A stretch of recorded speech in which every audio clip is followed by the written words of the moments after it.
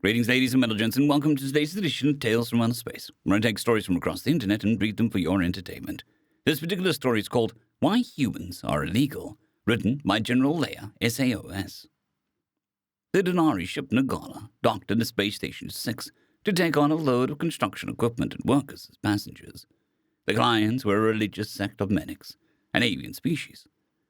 They took astrology to a whole new level, basing their colonization policies, laws, and trial outcomes on mystics who could read messages in the stars, planets, moons, comets, and even some meteorites. Captain Va'an, a large crab-looking creature, motioned to the small male clerk, who resembled an otter. "Purg, summon Oxidize. I will speak to him about his behavior regarding the Menix. I need to ensure that he does not bend." Purg held out the data tablet. "Captain, I anticipated your request, and I have supplied Oxidize with all the necessary information regarding Menix culture and acceptable social interactions. Here is a copy of the information given." Ra'an placed a tablet into a console, scanning the information quickly with his 6 eyes. After a few moments, he spoke. "Normally, this would be quite sufficient, but the human is unpredictable and problematic. In this case, direct verbal communication may be redundant, but it is probably necessary." Perk shuffled his data tablets. "Sir, given the frequent issues involving Oxidize, have you considered replacement with another human?" Va'an gave a series of low clicks that sounded more like clunks, showing a degree of irritation. "The problem is that all humans are equally problematic. The key to using them effectively is to find one with a desired skill set, then monitor it to prevent danger or offense communication." Purg then clicked his own teeth. "Then perhaps we shouldn't have a human at all." Va'an emitted several clunks, punctuated with an almost scraping noise. Purg grew alarmed, realizing his impertinence. "Many apologies, Captain. I spoke shamefully. I do not question your decisions. I am simply unable to comprehend the nuances of the situation." Va'an realized that he was intimidating the small mammal. He paused, then purposely just gave some quiet clicks, like when focused on a task. "Your confusion is inoffensive. Humans are enigmatic. However, when consensus is reached with such a bizarre creature involved, the outcome will be most favorable." The Nari believed in a democratic method of leadership. The main purpose of a leader was to keep order amongst group members so that the group could come to a consensus about policy. However, history had also proven that when a group did not have diversity of ideas and values, consensus tended to favor policies that adhered to rigid philosophies and failed to address legitimate concerns of those who did not strictly adhere to the rigid philosophy. For this reason, Denari leaders would try to include diverse members into their organizations, even though sometimes friction and frustration resulted.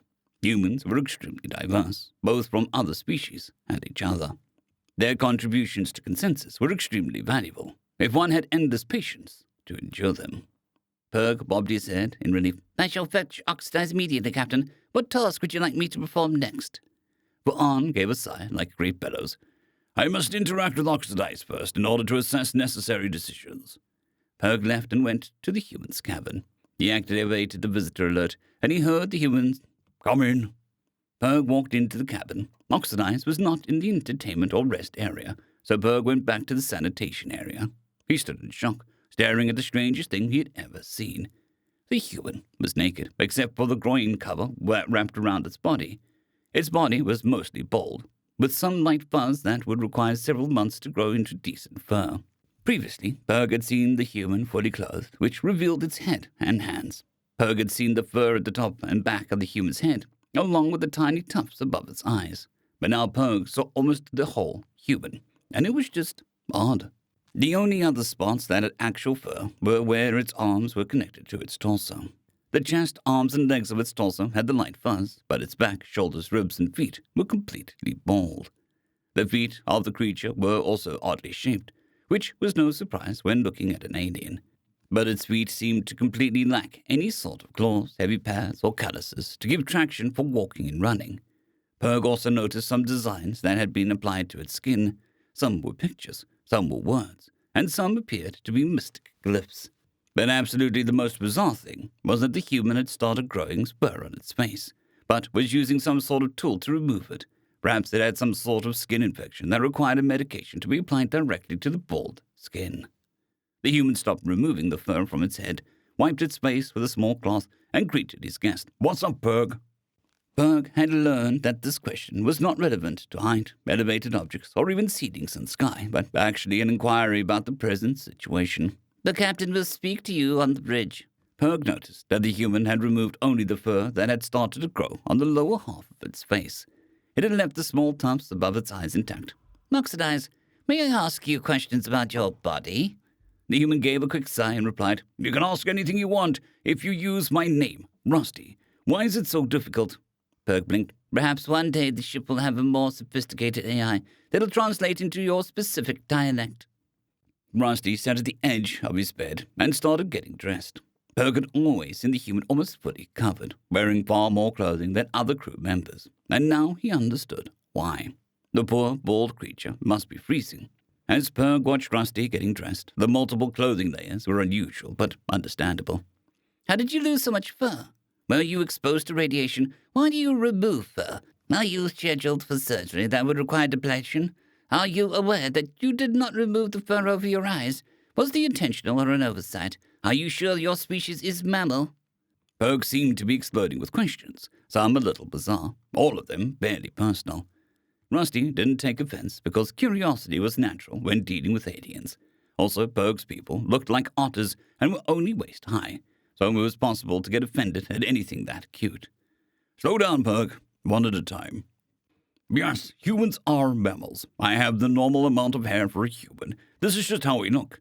The hair removal on my face is traditional, leaving the eyebrows." Rusty pointed at the tiny fur spots. "Is normal. Although occasionally one of the subcultures of my world will remove eyebrows also. But it looks weird, if you ask me. Any more questions?" Rusty had put on socks, a work jumpsuit with several pockets, and boots that laced up. He had covered the lower half of his body and was selecting a t-shirt to put under the jumpsuit top, and there was a belt to add also. Berg bobbed his head excitedly. To see an alien up close like this and willing to answer questions was quite exciting. Berg eagerly looked forward to dinner when he could share all the information with the rest of his people. "Are you usually cold? Does your kind have skin of different colors? What sort of environment is your natural habitat? Do your females have similar fur? Do your young have fur? What life stage are you in? It was assumed that you were an adult, but you're similar to an infant. Are you an adult? Or perhaps a juvenile? How long does your fur grow? Is this your summer or winter coat? Does your species wear so much clothing because it cannot grow enough? Or did you previously have more fur but shed it because you wear clothing instead? Is there any other fur in your groin covering? The markings on your skin appear to be artificial. Are they temporary or permanent? Are they religious or family markings? Do your females have such markings?" Rusty chuckled. Berg was usually the calming influence in any situation. Quiet, efficient, diplomatic, dependable, and proactive in a completely innocuous way. To see Berg so excited and animated was, well, adorable. Like a boy watching a construction site. Some of the questions were a little surprising with their personal nature, but Berg was incapable of trying to be offensive. Rusty had to suppress the urge to pet Berg and give him a little scratch behind the ears. He answered Berg's questions while gathering a few assorted tools to put in his pockets. "The females usually have less fur than the males.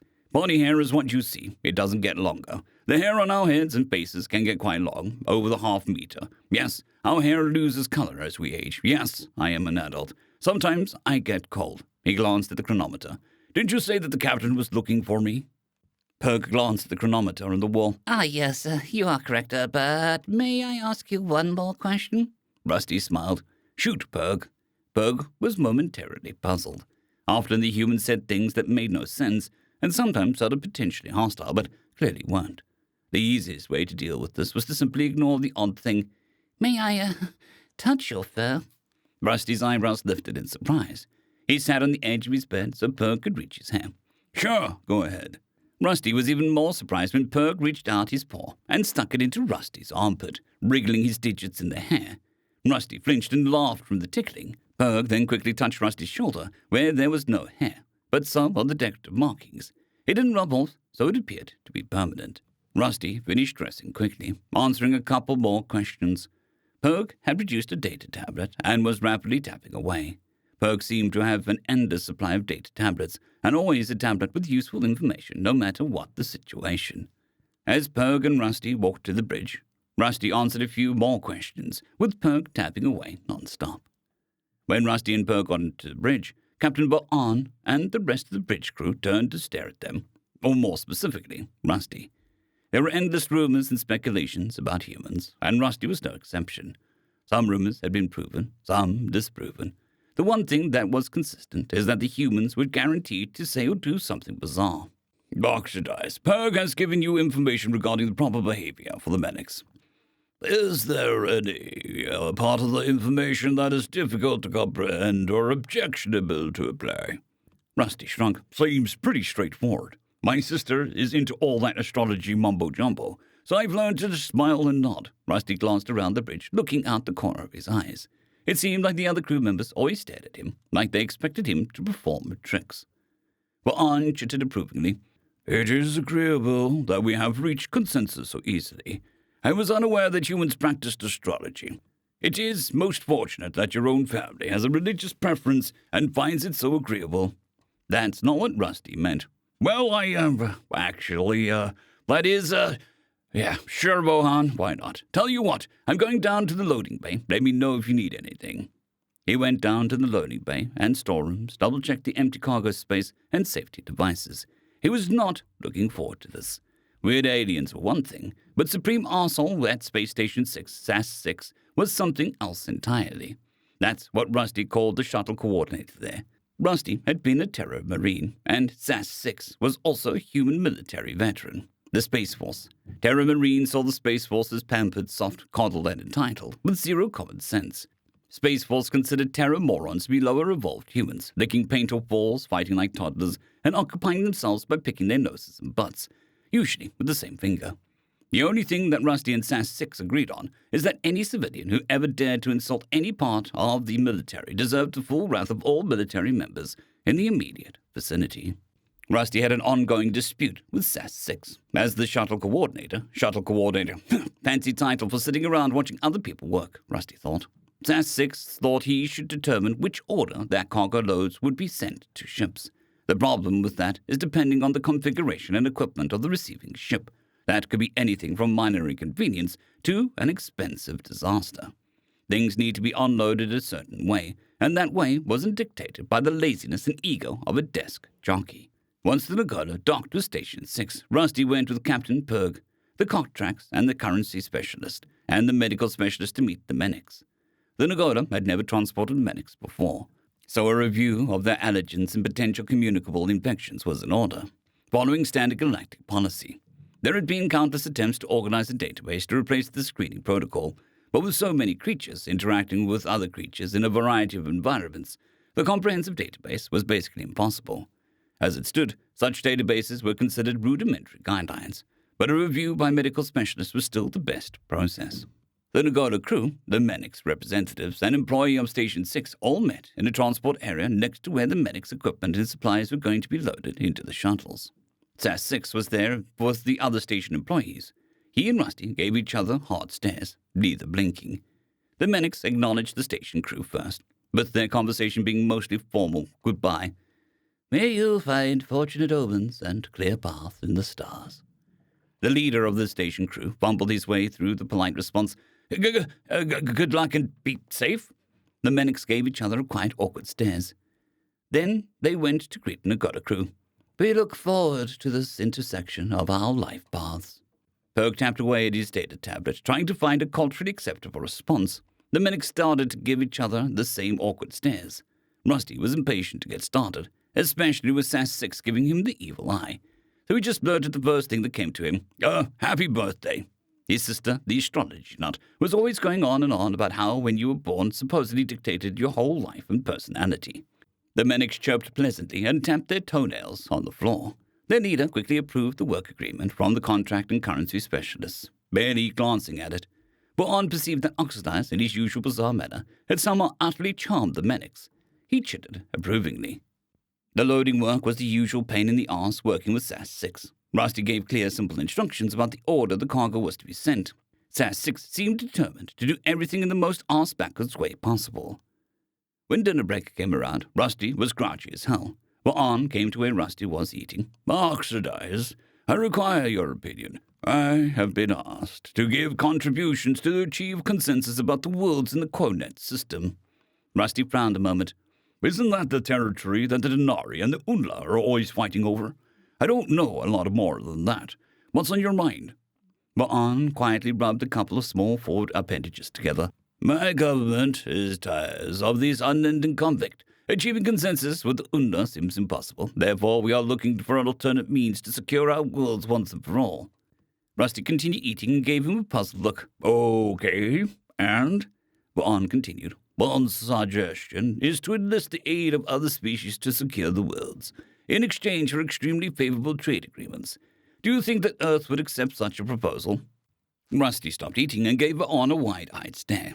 Then he spoke slowly. Do not involve my people in your conflict. You'd be better off permanently surrendering ownership of those worlds and getting Earth involved. Trust me on this.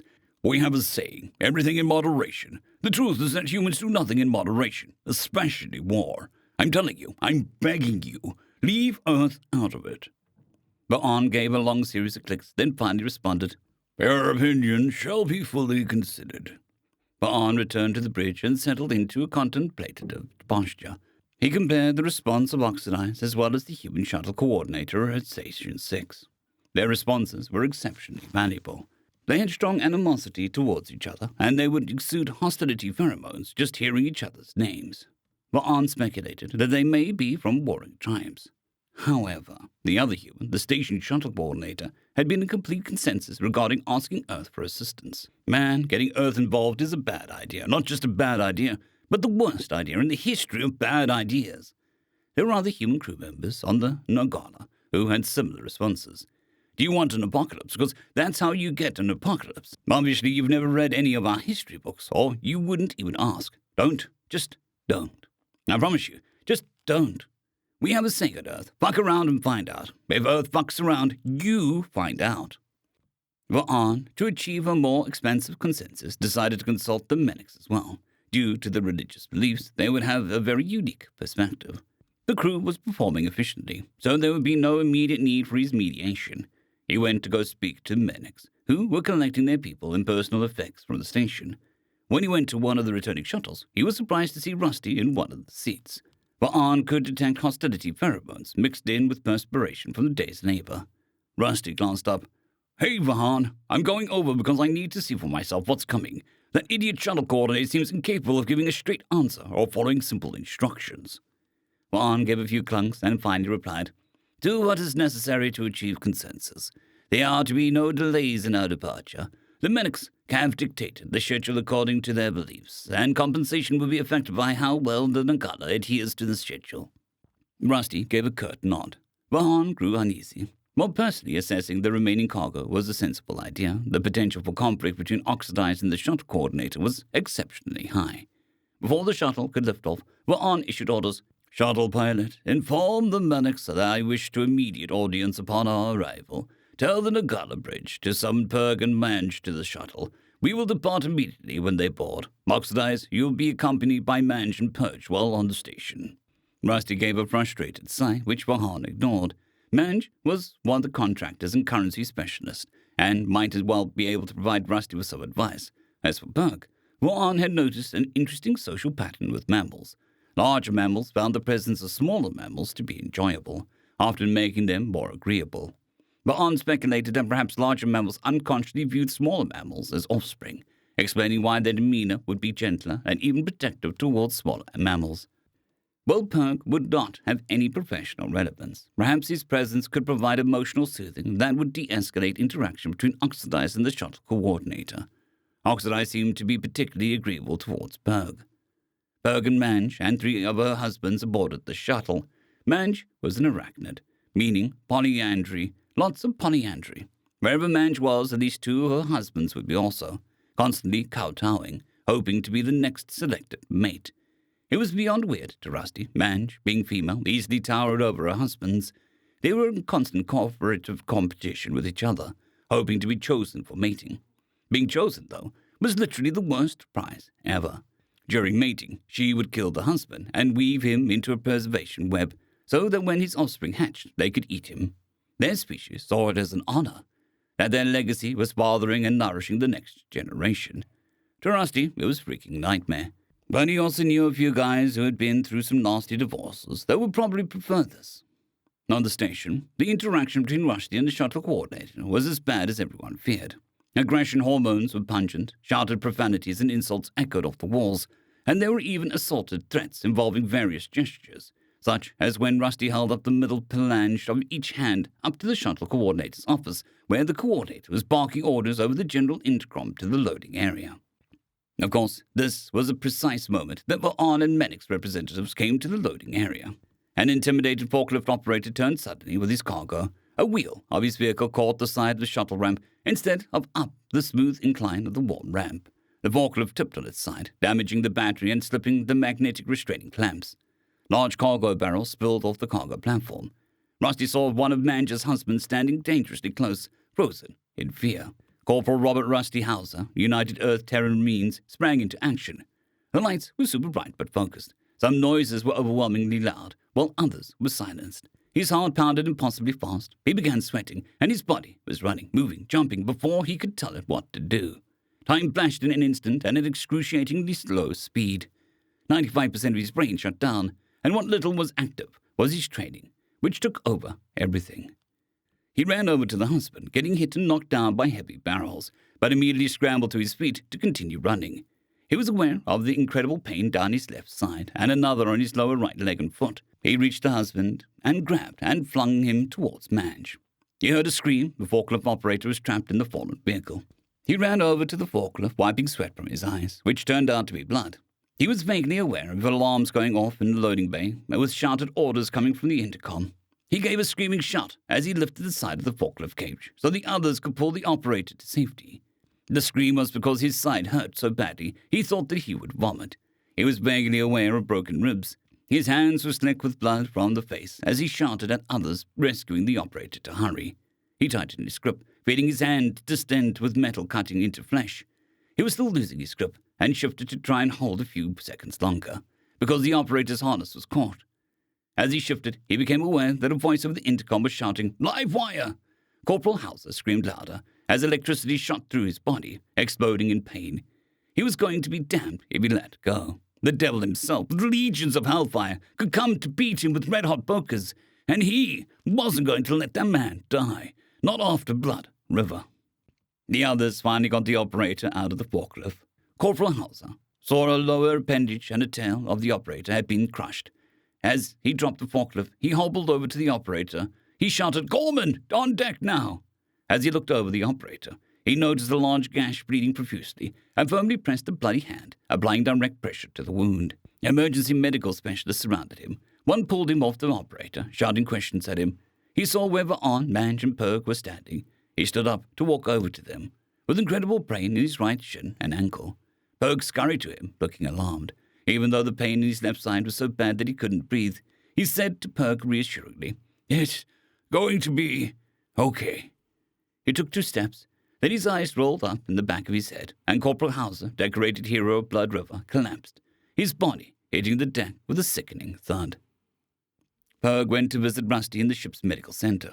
As usual, he had a handful of data tablets. One had more questions and notes about Rusty's foe. One had the results of the various investigations of the accident, which were all good news.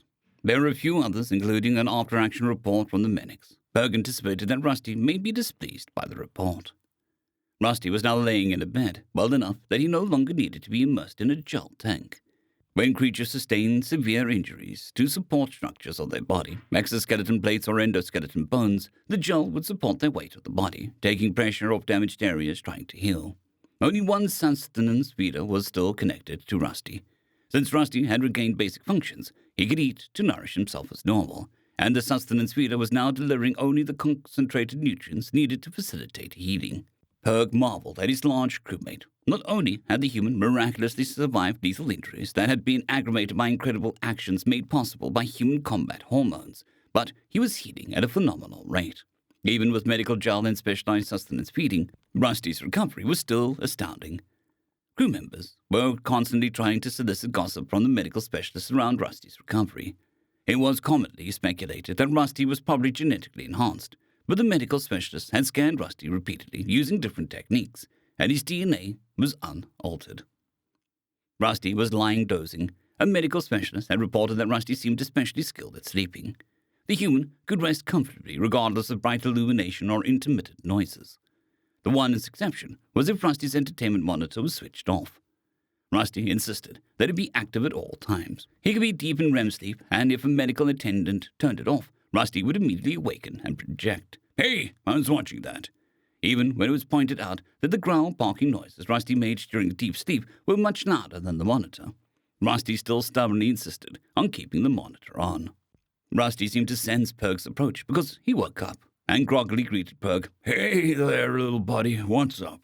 Rusty reached over and gently petted Purg's head and gave him a little scritch behind the ear. Purg found it unusual, but a bit soothing. It reminded him of the way his mother had groomed him.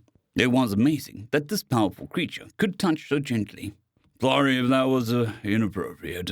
The drugs Doc has me on has got me feeling good. Purg nodded understandingly. The touch was unexpected but quite inoffensive. You've always been respectful in your way, and medical narcotics usually produce unusual behavior. Rusty chuckled. Good, we're still square. So, what can I do for you, Purg? Purg held up 2 data tablets. The accident has been formally reviewed, and no fault was found on the part of the Nagulik or crew. There will be no disciplinary procedures or documentation. In spite of damage to the medic's property, you will receive full compensation for the work. Rusty gave a brief smile. He let his head fall back to his pillow. Cool. Purg ignored the reply. Another nonsensical human utterance, but it seemed to be favorable. Captain Vahan has spoken at length with the station owner. They agreed that you and the shuttle coordinator are simply incapable of reaching consensus. Therefore, there will be an intermediary between you and all situations going forward. This may provide slight inconvenience, as it was determined that besides working separately, you'll also take rest and entertainment and meals separately. Rusty snorted. It was almost insulting that he was being treated like a toddler who couldn't keep his hands to himself. But at least he was going to get full pay for this job and wouldn't have to deal with SAS-6 anymore. Purg held out a data tablet that had pictures of a few various monkeys. I have more questions about your species, so I did some research. It seems that your scientific community thinks that you naturally evolved from these creatures. I believe that they are mistaken, given the differences between the humans and these other species. There is no way your people came from these animals without some sort of intervention. I believe that there was an early common ancestor, but an unknown outside entity began experimenting and accelerating evolution to develop different descendant species until humans were created. Then you were left alone for whatever reason. Rusty chuckled. Purg, yeah, I think you're the first person to ever prove the existence of God by believing in evolution. Usually, it's the other way around. Rusty was impressed. Purg was a master of research, able to find just about any given piece of information. You're also just so darn cute that you would answer any question without hesitation. Rusty asked, how much longer until we hit our destination? The doc is a warrior ward and says I'll be on bed rest. I might not be 100%, but I can at least operate the loader and help direct traffic. Purg hesitated, shuffling his data pads. Purg? Purg sighed, then spoke. We'll be meeting with the Balin, Captain Vowren's ship, in 9 days. You will remain aboard the ship until it docks in Space Station 9, after the Nagala has delivered the medic supplies and personnel. We will rendezvous at the station, where you will be integrated with the crew. Rusty was baffled. What? Why? Purg took a deep breath. Well, the medics were very impressed and appreciative of your actions during the accident. They were also quite frightened.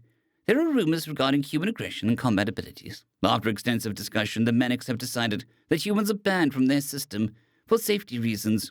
Rusty was in shock, but only for a moment. Are you fucking shitting me? Purg gave a small, nervous squeak. Rusty took a few breaths, calming himself. I'm sorry, Purg. That wasn't directed towards you. I just can't believe that they would do that. I mean, this is insane. Is it because the others got hurt? Purg spoke to him reassuringly and held out a datapad with the accident investigation report. Definitely not. Manger's husband suffered only superficial injuries that he has already recovered from. The forklift operator definitely would have died or suffered debilitating injuries without your assistance. Your actions undoubtedly prevented further injuries and property damage. It's just that, after seeing humans in a full rage, then far exceeding normal performance limitations with debilitating injuries due to your combat-aggressive hormones, the medics are alarmed at the potential for disaster if humans are allowed in their system. Rusty just stared at Purg in shock, just blinking. Purg had never seen such aggressive blinking. Purg never would have imagined that such an action could exist, to blink and stare in such a way that it made another nervous. He continued, This is not as unusual as you might think. There are other such bans in effect, usually between warring species or carriers of infection, and I've identified 8 other worlds that have banned humans. I've compiled this list for your reference. Purg held out a tablet. When Rusty didn't take it, but just sat there blinking, Perk put it next to the entertainment monitor. Rusty finally spoke. So I saved 2 guys, prevented 2 damaged cargo, got my ass royally kicked in the process. And the thank you is to banish my entire species. I'm not sure if I should be flattered or insulted. Perk thought for a moment. I think flattered. I spoke with Banj after seeing what you did. She said that if you were the correct species, you would absolutely be her first choice to mate. Rusty did a double take, and his eyes crossed slightly for a moment. It seemed that no matter how weird the universe got, it could always get weirder. End of story.